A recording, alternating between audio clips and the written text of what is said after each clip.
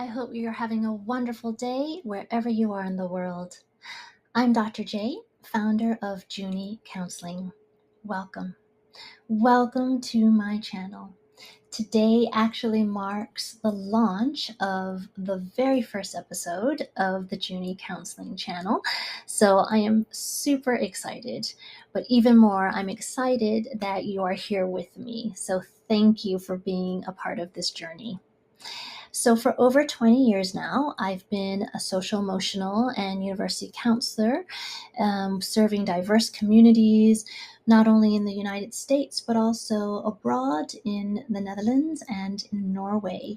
It has been such a gift to be working with countless students and young adults to figure out their future pathways, determine what they want to study in college, and just figuring out all the nuts and bolts of applying to universities all over the world. It has been an amazing adventure. In fact, if any of my former students happen to be watching this, thank you. Seriously. I wouldn't be here if it wasn't for you. Thank you for allowing me to be a part of your journey. I hope you all are doing well and are thriving. And for those of you who perhaps will be a future student or client of mine, or perhaps just someone who'd like to listen to what I have to say, thank you for being here too. I am so happy you're here. Today's title is The Hardest Part. And this particular theme came naturally to me because, actually hitting the buttons to launch this episode wasn't easy for me, but I'll get to that in a second. First, let's think about a time when you had to face something difficult or any kind of challenge that you had to confront, whether that was learning a new language or drafting a 4,000-word essay, perhaps applying for your first job, doing your taxes for the first time. I mean, we could create a long list of different challenges that we could potentially face in life. And what is the hardest part, really? If you think about it, it's not necessarily the thing itself, right? So this brings me to a memory of a former high school principal that I used to work with.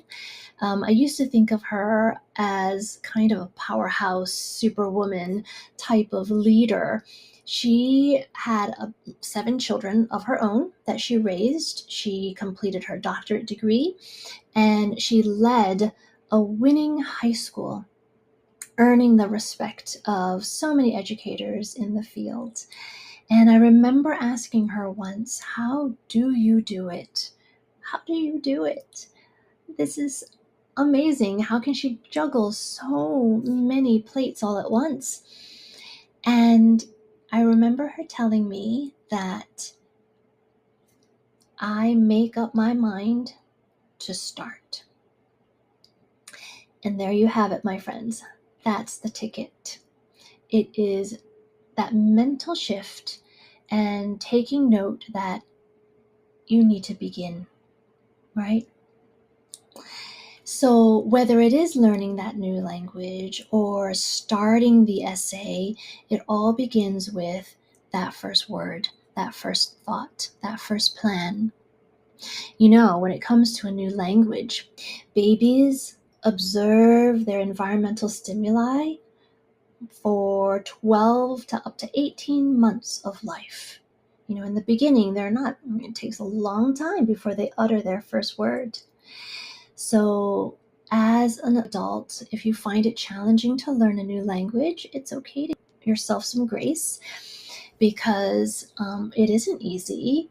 But if you take that first step, allow yourself time to observe, allow yourself time to maybe notice some of the nuance in language.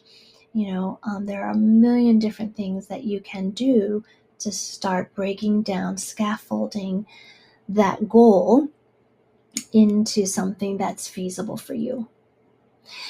So back to taking that first step.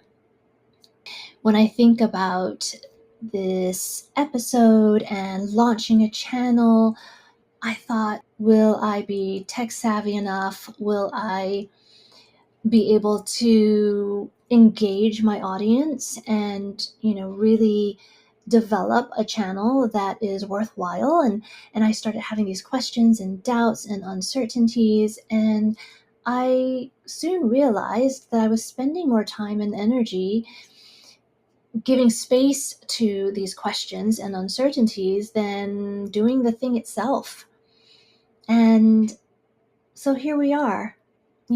I thought, well, maybe I'm not a tech expert, but I can learn. I can give it a go. I can try. I certainly don't know everything there is to know about applying to college and about future planning. And obviously, I do not know all the answers to life and how to live a life worthwhile.